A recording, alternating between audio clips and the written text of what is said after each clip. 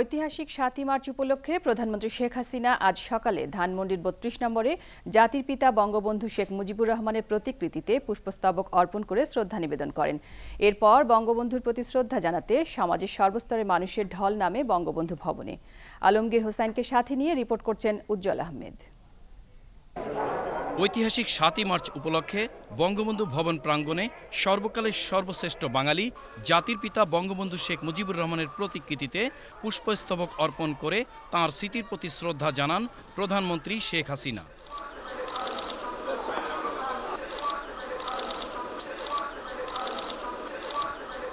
এ সময় কিছুক্ষণ নীরবে দাঁড়িয়ে থাকেন তিনি। মন্ত্রী পরিষদের সদস্যবর্গ, সংসদ সদস্যবৃন্দ ও আওয়ামী লীগের কেন্দ্রীয় নেতৃবৃন্দ এ সময় উপস্থিত ছিলেন। পরে দলীয় নেতাদের সাথে নিয়ে সভাপতি হিসেবে আওয়ামী লীগের পক্ষ থেকে বঙ্গবন্ধুর প্রতিকৃতিতে পুষ্পস্তবক অর্পণ করেন প্রধানমন্ত্রী। শ্রদ্ধা নিবেদন শেষে প্রধানমন্ত্রী চলে যাওয়ার পর সর্বস্তরের মানুষের ঢল নামে ধানমন্ডির ৩২ নম্বরে।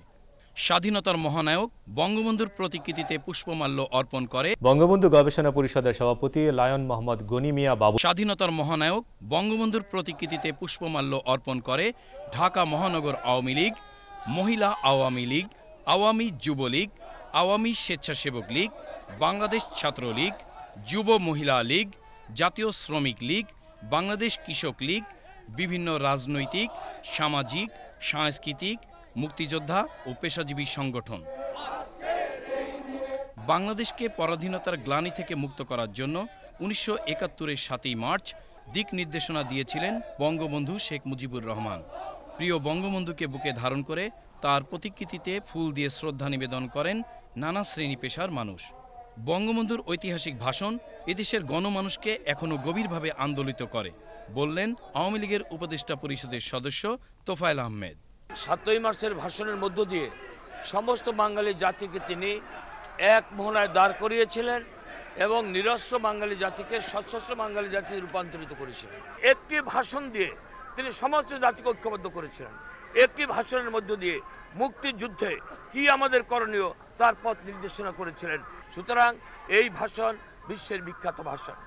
বিএনপি জামাত জোটের নৈরাজ্যের সমালোচনা করে তিনি বলেন, যারা নাশকতা করে তাদের সাথে কোনো সংলাপ নয়।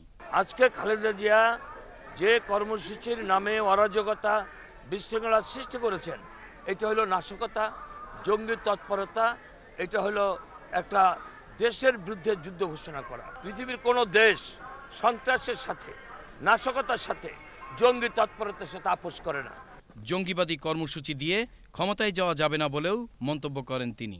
৭ই মার্চের ভাষণে বঙ্গবন্ধুর আহ্বানে সাড়া দিয়ে বাঙালি জাতি ঐক্যবদ্ধ হয়ে মুক্তিযুদ্ধে ঝাঁপিয়ে পড়েছিল। আবারও ঐক্যবদ্ধ হয়ে সকল অপশক্তির বিরুদ্ধে রুখে দাঁড়ানোর অঙ্গীকার ব্যক্ত করলেন শ্রদ্ধা জানাতে আসা সর্বস্তরের মানুষ। উজ্জ্বল আহমেদ, বাংলাদেশ টেলিভিশন, ঢাকা।